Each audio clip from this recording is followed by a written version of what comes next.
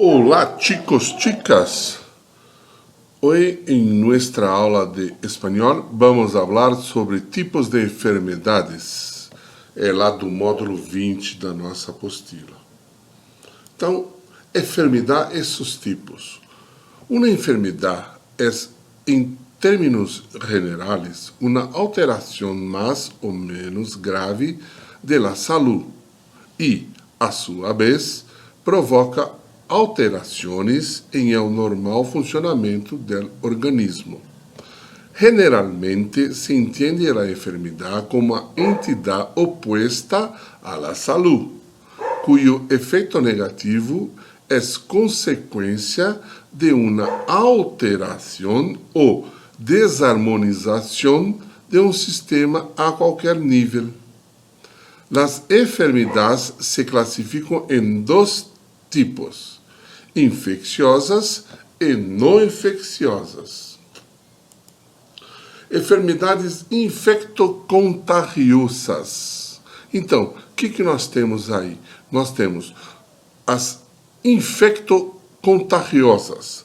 São as enfermidades de fácil e rápida transmissão, provocadas agentes patogênicos. E nós temos as enfermidades não infecciosas, tipo câncer, enfermidades congênitas, enfermidades cardiovasculares. Tá bom, gente? As enfermidades não infecciosas mais conhecidas são hepatites A, gripe ou influenza, sarampion, poliomielites, parotídeos, rubéola, cólera, febre tifoidea, tuberculose, meningites, tosferina e tétano. Existem mais? Claro que existem mais. Então, aqui eu coloquei alguns avisos, né, sobre enfermidades e os seus sintomas. Então, por exemplo, alerta ao sarampion, né, que é sarampion. É uma enfermidade viral potencialmente grave e muito contagiosa. Quais são os sintomas? Febre alta, secreção nasal, tos, conjuntivitis, manchas blancas em la boca e cara interna de la mejilla, manchas rojas em la piel. Em esta temporada invernal que nós estamos passando agora, cuidado com a influenza. Que é a influenza, né? É uma enfermidade de las vias respiratórias, certo? Então, quais são os seus sintomas?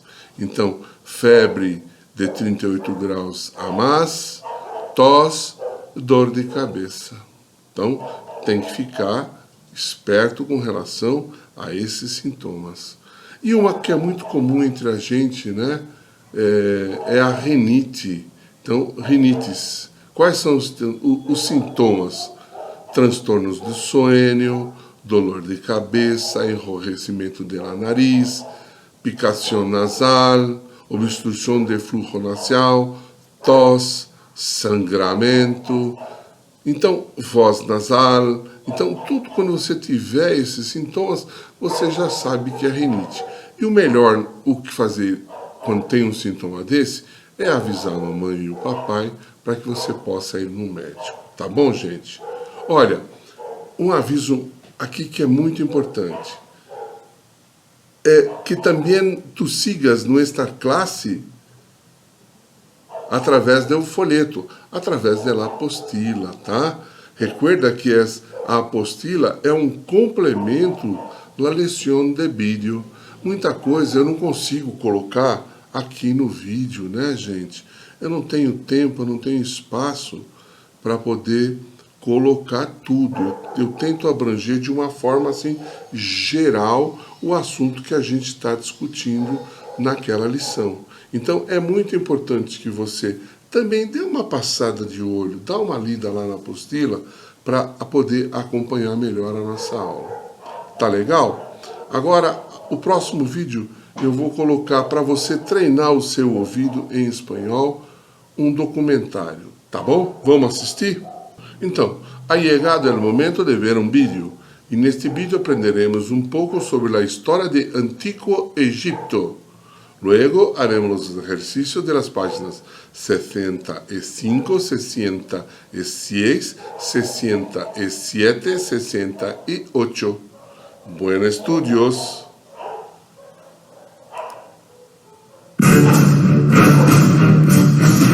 El Antiguo Egipto fue una civilización que surgió cuando se agruparon los asentamientos situados en las fértiles riberas del río Nilo. Para entender la historia del Antiguo Egipto, los historiadores la dividen en varios periodos que veremos a continuación. Los más importantes son el Imperio Antiguo, el Imperio Medio y el Imperio Nuevo. Históricamente fue dividido en dos zonas geográficas diferenciadas, Alto y Bajo Egipto, al sur y al norte respectivamente. El símbolo del Alto Egipto era una corona blanca y el del Bajo Egipto una corona roja. Cuando veamos una combinación de las dos coronas estaremos hablando de un Egipto unificado. La civilización egipcia se desarrolló durante más de 3000 años. Comenzó con la unificación de varias ciudades del Valle del Nilo, alrededor del 3150 a.C., y se da convencionalmente por terminada en el 31 a.C., cuando las tropas romanas de Octavio vencen a Marco Antonio, aliado y amante de la reina Cleopatra, la última gran gobernanta de una larga lista de faraones en Egipto. El Nilo fue la clave para el éxito de la civilización egipcia, ya que este permitía el aprovechamiento de los recursos y ofrecía una significativa ventaja sobre otros oponentes. El Nilo cada año sufría enormes crecidas y se desbordaba. Esto creaba una extensa capa fértil depositada a lo largo de los bancos del Nilo que proporcionaba a la tierra ricos minerales y nutrientes, y por ende excelentes cosechas. No había en el mundo una tierra tan extensa que ofreciera tanto por tan poco. Este es el gran secreto de Egipto. Esto se tradujo en que los egipcios podían practicar una forma de agricultura menos laboriosa que en otras zonas. La población quedaba liberada de muchas tareas agrícolas y podía dedicar más tiempo y recursos al desarrollo cultural. Los egipcios aprendieron a controlar las crecidas del Nilo por medio de diques y canales, aumentando la superficie cultivable.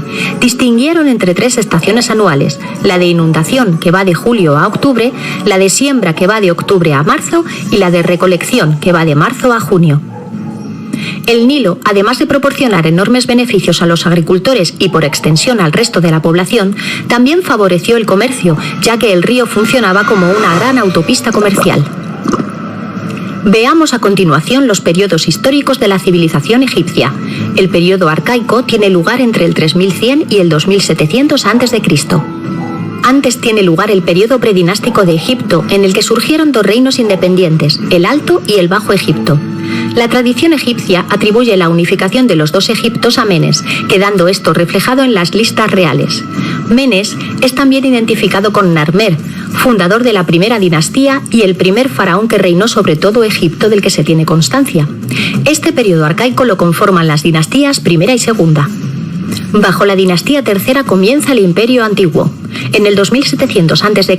la capital se estableció definitivamente en Menfis. En la época de la tercera dinastía comenzó la costumbre de erigir grandes pirámides y monumentales conjuntos en piedra gracias al faraón Zoser. La pirámide escalonada de Zoser en Saqqara es la primera pirámide que surge como una superposición de mastabas. Con la cuarta dinastía llegan las 3 famosas pirámides que hoy en día es la gran postal de Egipto. Hablamos de las pirámides de los faraones Keops, Kefren y Micerinos, que componen la única maravilla del mundo antiguo que ha perdurado hasta nuestros días. A esta época le sigue una época de decadencia que comienza en el 2250 a.C. Es un periodo de hambruna y anarquía donde el poder de los faraones se descentralizó y se vio muy reducido hasta que Mentuhotep II vuelve a unificar el Alto y el Bajo Egipto en el 2050 a.C., fecha que marca el inicio del Imperio Medio. Es un periodo de gran prosperidad económica y expansión exterior, con faraones pragmáticos y emprendedores. La capital pasa a estar en Tebas. Se realizaron ambiciosos proyectos de irrigación para regular las grandes inundaciones del Nilo. También se potenciaron las relaciones comerciales con las regiones circundantes. Las representaciones artísticas se humanizaron y se impuso el culto al dios Amón. A mediados del 1800 a.C., los hicsos, un pueblo que tenía su origen en Canaán, invadieron el norte de Egipto y se establecieron en el delta del Nilo. El poder de Egipto se debilitó y se disgregó en decenas de poderes autonómicos que desembocaron en una nueva anarquía. Aún así, los hicsos no interfirieron en la cultura tradicional, adoptando las creencias y costumbres locales. Tuvieron como capital la ciudad de Avaris, dotándola de fortificaciones y dominando el Bajo Egipto. Modernizaron a los egipcios introduciendo el caballo, el carro de combate, el arco compuesto y diversos elementos de la cultura del bronce. A finales de este periodo, los dirigentes egipcios de Tebas que consiguieron mantener su independencia dirigieron una guerra de liberación contra los hicsos que da origen al Imperio Nuevo que comienza en el 1550 a.C. Este periodo es un periodo en constante estado de guerra, con afán expansionista, justificado en principio como defensa ante posibles invasiones. Requirió el desarrollo de un ejército profesional permanente. Las nuevas armas que adoptaron de los hicsos resultaron definitivas. Es un periodo de esplendor y de arquitectura monumental. Tebas vuelve a recuperar el poder del pasado como atestiguan los templos de Karnak y Luxor, dedicados principalmente al dios Amón. El culto de Amón alcanzó en este periodo una gran importancia. Surgieron también nuevos centros de poder. De hecho, las capitales del imperio fueron Tebas y Menfis conjuntamente. El reinado de Amenhotep III puede calificarse como el más próspero de este periodo y de toda la historia de Egipto, pero con el ascenso de su hijo Amenhotep IV, la estabilidad del imperio estuvo gravemente amenazada, aún más cuando éste instauró una serie de reformas radicales que tuvieron un resultado caótico. Cambiando su nombre por el de Akenatón, promovió como deidad suprema la hasta entonces oscura deidad solar Atón, iniciando una reforma religiosa que se puede calificar de monoteísta. El faraón suprimió el culto a las demás deidades y, sobre todo, trató de anular el poder de los influyentes sacerdotes de Amón en Tebas, a quienes veía como corruptos. Trasladó la capital a la nueva ciudad de Ajet Atón, actual Amarna. La esposa de Akenatón, la bella Nefertiti, también jugó un papel político y religioso fundamental en este periodo. Tras la muerte de Akenatón, accede al trono el supuesto hijo de este, Tutankamón, que restablece el culto al dios Amón, devuelve a los sacerdotes su poder e influencia y vuelve el politeísmo. Tutankamón era un hombre enfermizo que tuvo un reinado muy corto. Ha pasado a la historia como uno de los faraones más conocidos debido al descubrimiento de su tumba en 1922 por parte de Howard Carter, el hallazgo arqueológico más famoso de todos los tiempos. Es la única tumba egipcia intacta que se ha encontrado hasta la fecha. En la siguiente dinastía encontramos a un faraón muy importante, Ramsés II el Grande. Le llamaron el rey constructor a raíz de su obsesión por construir templos enormes y espectaculares, como el templo de Abu Simbel dedicado a su esposa Nefertari. En su reinado también alcanza el rango de capital una nueva ciudad, Pi-Rameses, impulsada por él. Este faraón también es conocido por sus exitosas campañas militares. Ramsés II condujo su ejército contra los hititas en la batalla de Kadesh, en la actual Siria. Después de llegar a un punto muerto, finalmente aceptó un tratado de paz con el reino hitita. Es el tratado de paz más antiguo registrado. Ramsés, no obstante, presentó esta batalla que quedó en tablas como una gran victoria. Con la siguiente dinastía en torno al 1060 a.C. comienza un largo periodo de decadencia y fragmentación política que duró unos 700 años. Egipto nunca volvería a recuperar su esplendor pasado. A lo largo de este periodo, Egipto sufrió el dominio de diferentes pueblos extranjeros, libios, palestinos, nubios, persas y griegos que llegaron a ocupar el poder. A pesar de ello, la civilización egipcia, lejos de quedar anulada, influyó enormemente sobre la cultura de los dominadores que adoptaron sus costumbres como propias. Adelantándonos muchos años, llegamos a la batalla fratricida de Actium. En ella, las tropas de Marco Antonio y Cleopatra fueron derrotadas por las de Octavio. Egipto pasaría a ser una provincia más del Imperio Romano. A continuación, vamos a tratar algunos aspectos del antiguo Egipto de manera muy breve. ¿Qué son las pirámides? Son los objetos que más han fascinado a los estudiosos a lo largo de la historia, ya que esconden muchos misterios. Eran monumentos funerarios reservados para el faraón. La función de la pirámide era la de contener la esencia del faraón para toda la eternidad. Este resucita y asciende al cielo para vivir eternamente entre los dioses, transfigurado en una estrella. Las pirámides son un vehículo de contacto entre la tierra y el cielo, y para ello es fundamental conocer su origen. Las pirámides surgen de la mastaba. Cuando a Imhotep, el arquitecto de Djoser, se le ocurre la idea de superponer varias mastabas, estas se transforman en pirámides escalonadas, constituidas con varias gradas, a modo de una escalera gigantesca que se elevaba hacia el cielo. Esta pirámide fue sufriendo una evolución hasta llegar a la pirámide clásica de caras lisas. No se sabe con certeza cómo se construyeron las pirámides, pues no han perdurado documentos de su época que lo describan. Este es un tema que ha fascinado enormemente a los que se intentan adentrar en la cultura egipcia y han surgido muchísimas teorías sobre su construcción. Algunas llegan a hablar incluso de ayuda extraterrestre. ¿Cómo era la religión egipcia? La religiosidad estaba presente en todos los ámbitos de la vida e incluso después de la vida terrenal. Los egipcios creían en el más allá y por ello practicaban la momificación. Embalsamaban los cuerpos con el fin de conservar el cuerpo difunto para la otra vida. También los acompañaban de un ajuar de pertenencias y objetos valiosos. A partir del Imperio Nuevo, los faraones, sus familiares y miembros destacados del gobierno buscaron un lugar a las afueras de Tebas para enterrarse alejados de los saqueadores. Allí construyeron sus necrópolis, el Valle de los Reyes, el de las Reinas y el de los Nobles. ¿En qué dioses creían? La mitología egipcia es muy compleja y fue variando en los 3000 años de historia. También varía según la zona geográfica. Cada provincia mantuvo sus deidades protectoras, lo que significaba la veneración a decenas de dioses, que según la ciudad adquirían mayor o menor relevancia. En Heliópolis se adoraba a Ra, dios del sol, en Tebas a Amón, en Memphis a Ptah y Hathor. Una característica del panteón egipcio era la costumbre de agrupar a sus dioses en tríadas, normalmente una pareja con un hijo. En Heliópolis se dio el culto a Isis, Osiris y su hijo Horus. En la región de Tebas, la tríada se componía de Amón, su consorte Mut y su hijo Honsu. En la mitología egipcia, muchas deidades son representadas con cuerpo humano y cabezas de otros animales. Durante la época de influencia helénica sobre Egipto, lo que perduró con más vigor fue la tríada Osiris, Isis y Horus, y su enemigo Set, tal y como se ejemplifica en el mito de Osiris. ¿Qué escritura tenían los egipcios? Los antiguos egipcios inventaron un sistema de escritura jeroglífica utilizado desde antes del Imperio Arcaico.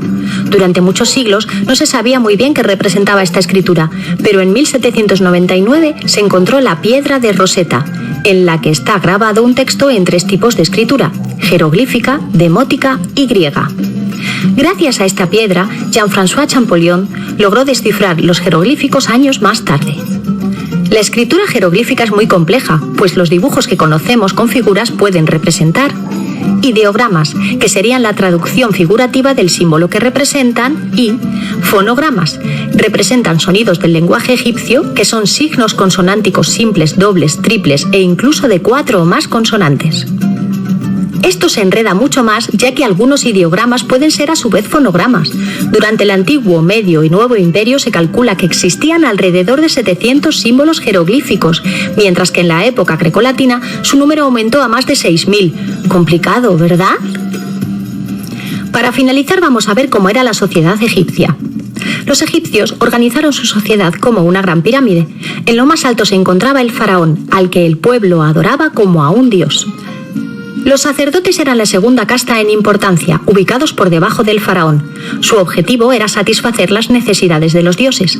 Vivían de donaciones que estaban exentas de impuestos. En algunas épocas llegaron a tener casi más poder que el propio faraón. Detrás de los sacerdotes estaban los escribas. Trabajaban en todos los departamentos de la administración, componiendo y copiando textos y llevando tareas de contabilidad. Algunos llegaron a ser altos funcionarios.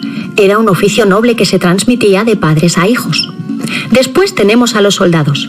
Luego tendríamos a comerciantes, artesanos, campesinos y en la base de la pirámide los esclavos, quienes tenían a su cargo la realización de las tareas más pesadas.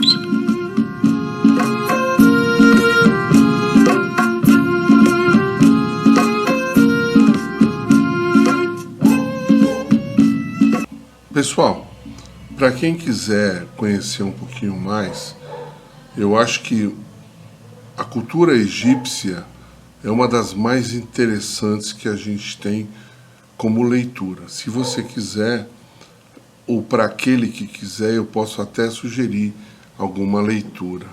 Quem gosta de história, tá, gente?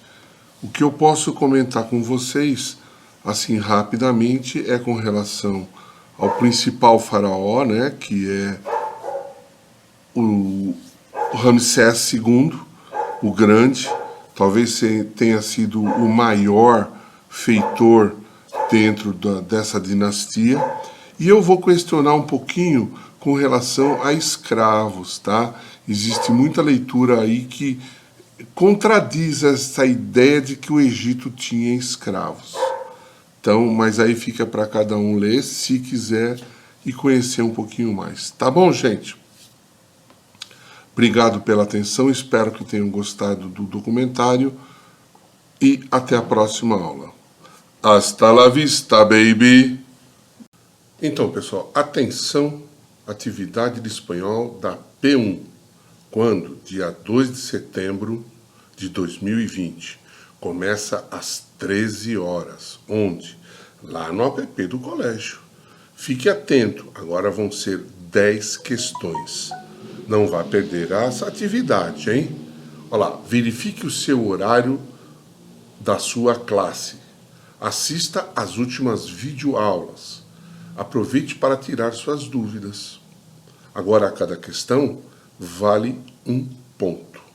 E não esqueça, a nossa prova também é patrocinada por Dr. Ciro João, dentista, das bolsas importadas Luiza e Vitão, do restaurante Bombardeio, onde sua refeição é um estouro, e da sapataria do Luvanor.